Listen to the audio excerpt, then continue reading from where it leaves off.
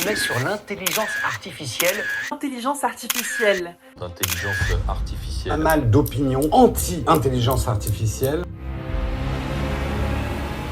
On se demande parfois comment il est possible de croire aux fake news. Et que l'IA est à la fois le problème et la solution.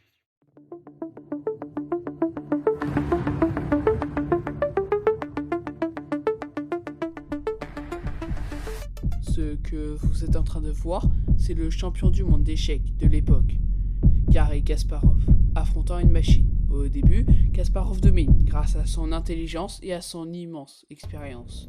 Mais peu à peu, cette machine froide et implacable prend l'avantage, jusqu'à mener Kasparov à la défaite. Cette machine, c'est Deep Blue, un ordinateur créé par IBM, et nous sommes en 1997. À cet instant, Deep Blue vient de prouver qu'une machine pouvait prendre des décisions qui échappaient même au plus grand des champions. Si je vous raconte cet événement, c'est pour vous rappeler une chose. Les intelligences artificielles existaient déjà, il y a 28 ans. 28 ans plus tard, GPT-5 vient de sortir. GPT-5, c'est peut-être le début de la grande révolution numérique. Désolé, mais c'est faux, on raconte ça depuis des dizaines d'années. Prenons un exemple. En 1978, des ingénieurs ont créé un robot, enfin un faux robot, qu'ils présentaient comme une intelligence artificielle. En réalité, il était entièrement piloté par des humains, cachés derrière les machines. Et pourtant, même en sachant cela, le public croyait déjà assister à une révolution. Aujourd'hui, une vraie révolution serait une intelligence artificielle totalement humanoïde, logée dans un corps humain. Mais honnêtement, est-ce que c'est vraiment ce dont nous rêvons? Pas sûr. Stop! Ce que je viens de te dire est faux. En réalité, nous avons déjà vécu une révolution. Cependant, elle n'est pas comme vous l'imaginez. À l'époque, poster quelque chose sur internet c'était long, très long, donc on ne postait que quelque chose de pertinent, et on en était fiers. Mais aujourd'hui, beaucoup profitent de l'intelligence artificielle comme une arme, pas juste une blague comme les deepfakes, mais plutôt comme de l'usurpation d'identité. Sachez à quel point, pour l'époque, ceci est une révolution. Certes pas forcément bonne, mais tout de même, une révolution.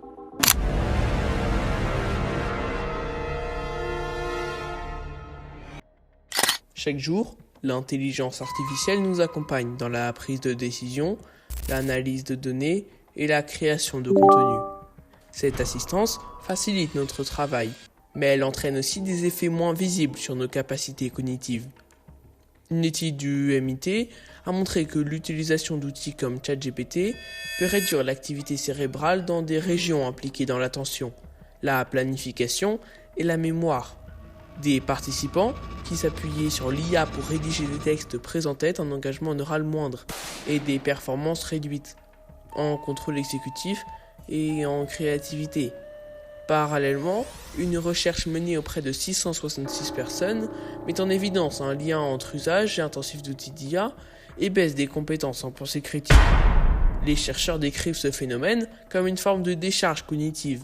En externalisant nos processus mentaux vers des machines, nous diminuons notre propre engagement intellectuel.